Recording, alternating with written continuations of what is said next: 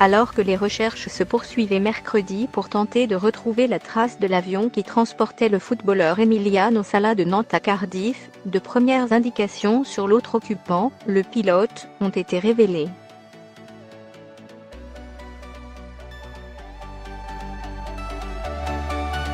Au vu des circonstances, elles sont dérangeantes. Si les dernières paroles d'Emiliano Sala, juste avant l'insoutenable silence radio, glacent le sang a posteriori, le jeune footballeur confiait en rigolant son angoisse devant l'état de l'avion de tourisme mis à sa disposition par l'agent de joueur Willy Nseke pour rallier le pays de Galles. Celles du pilote de l'appareil, rapportées dernièrement par la Daily Mail, ne sont pas de nature à atténuer l'angoisse ni à apaiser la détresse.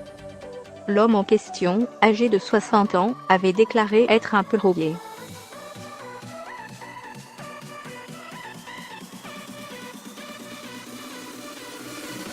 Officiellement transféré le 19 janvier du FC Nantes, où il venait d'accomplir une première moitié de saison exceptionnelle, au club de Cardiff, Emiliano Sala avait définitivement quitté la Loire-Atlantique dans la soirée du lundi 21, après avoir pris le temps de dire au revoir à ses ex-coéquipiers, auxquels il a laissé le souvenir d'un homme adorable et d'un guerrier sur le terrain.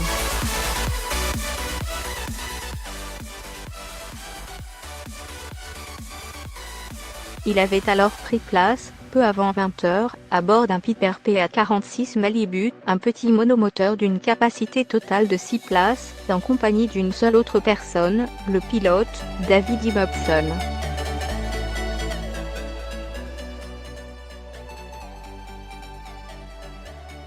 Constatant quelques ratés dans la mise en route des moteurs, l'attaquant italo-argentin de 28 ans avait fait part avec humour d'une certaine appréhension à des proches et des amis, via des échanges par service de messagerie. « Je suis dans l'avion, on dirait qu'il va tomber en morceaux, et je pars pour Cardiff.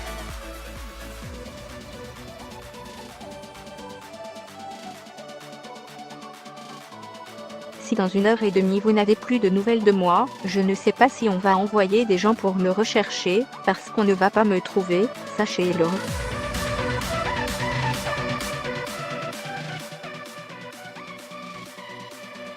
Oh là là, qu'est-ce que j'ai peur, disait-il notamment dans un message vocal envoyé via WhatsApp.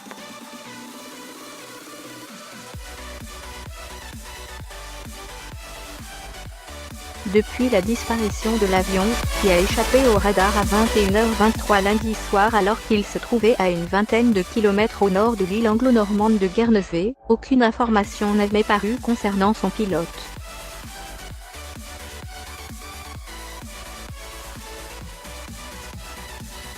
On sait désormais qu'il s'agit d'un certain David Ibbotson, un Britannique de 60 ans par ailleurs ingénieur dans le domaine de l'énergie et des J occasionnels.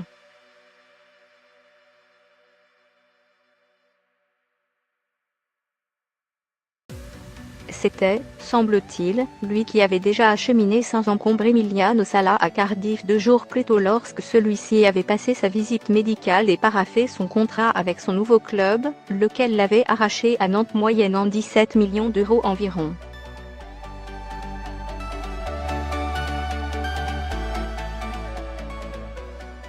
Le Daily Mail a relevé, capture d'écran à l'appui, qu'Ibbotson avait admis, quelques heures avant ce vol qui fut possiblement son dernier, être un peu rouillé au niveau des commandes d'atterrissage, dans des échanges sur Facebook sous une publication le localisant à l'aéroport de Nantes-Atlantique en début d'après-midi lundi.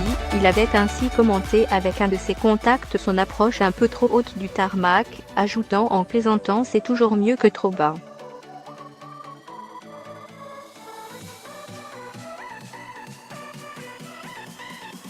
Des propos légers qui, sortis de leur contexte et au vu des événements ultérieurs, résonnent dramatiquement.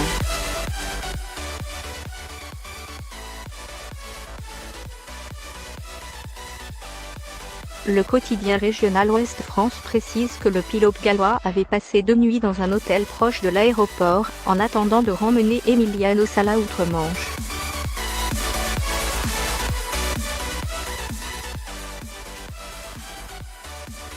L'heure est encore, bien que l'espoir soit minime, aux recherches. Le temps de l'enquête et des explications viendra plus tard.